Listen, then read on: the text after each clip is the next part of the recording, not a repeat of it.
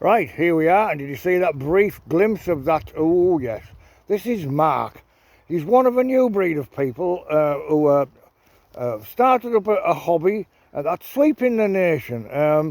No one can quite understand the fascination of it, but so lots and lots of people are doing it now. So, Mark, what do you call this new hobby? Isn't it called allotmenteering? Yeah, it is, Ron. Well, can you tell me what you do basically in this new hobby of allotmenteering? Well, basically, over the winter, I'll dig it from the top here to the bottom, and then I'll put some muck on it and motivate it, and then come spring, but we've been behind with the weather, I'll plant.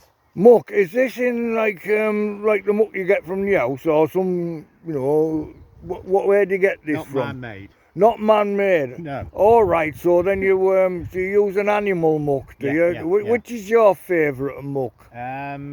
Horse is good, and cow muck. Horse and cow muck. Oh, yeah. Someone did tell me once that llama muck's quite good. Yeah. What do you reckon of that? Alpaca. Alpaca muck. Yeah. You pack it in. Yeah, you pack it in, don't you? Yeah. So tell us what you got in here then. Have you got potatoes here? Potatoes. Yeah. That's I tend to grow them on raised beds. So what I do is when I put mark out the area, and then I dig a trench the far side, and so the potatoes are like already ridged up now. I'm sorry about the weeds, but I haven't got round to them 2 rows yet. And then I've got the sprinkler there to water them, and then they're planted with Miracle Grow fertiliser. Bit of an advert there, Yeah. Ding. So, and here we got MT Gardener's neighbours. Obviously they're a lot neater than MT Gardener's. He's retired. So he's retired, so he can afford to spend his time up there. Well, I'm behind a bit, so I've got 2 rows of parsnips here. Yeah. Because I'm your gardener in the week, aren't I, Ron? Ah, that's right, yeah. And then we've got beetroot. And then we've got a gap where I haven't done anything. Ah, that's a good place to put a gap where you haven't done anything. They're very good, the gaps are.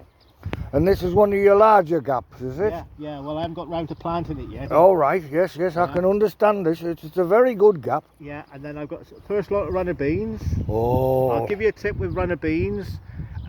Don't always plant runner beans too many, together, rows.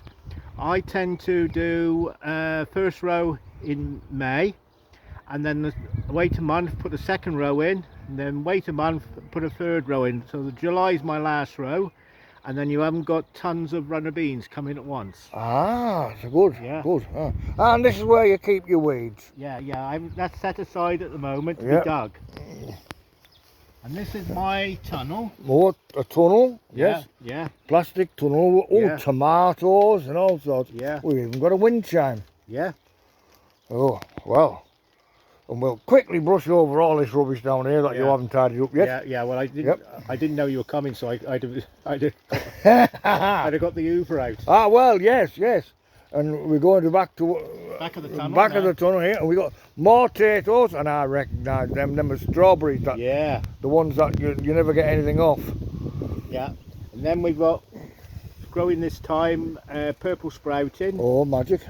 There's basically 6 fencing stakes knocked in, and then there's some good netting, and it's stapled on, and then I just come in where the wood is at the side. I come in and I can weed it and water it and pick it. And these are your 2 famous composting bins. Yeah. And we've got some excellent growth of polystyrene in the greenhouse. Yeah, well, I've got to prune them soon. All right, well, prune. Oh, yes, I can see that. There's a bit of a wildness getting in there, so we need to get that pruned back. It's a storage area. Yeah. And we got a bin load of some nasties in there. Bindweed. Don't want bindweed. Anyway, thank you very much, Mark, for showing me around your garden. Oh, brilliant, Ron. Thank you. Bye.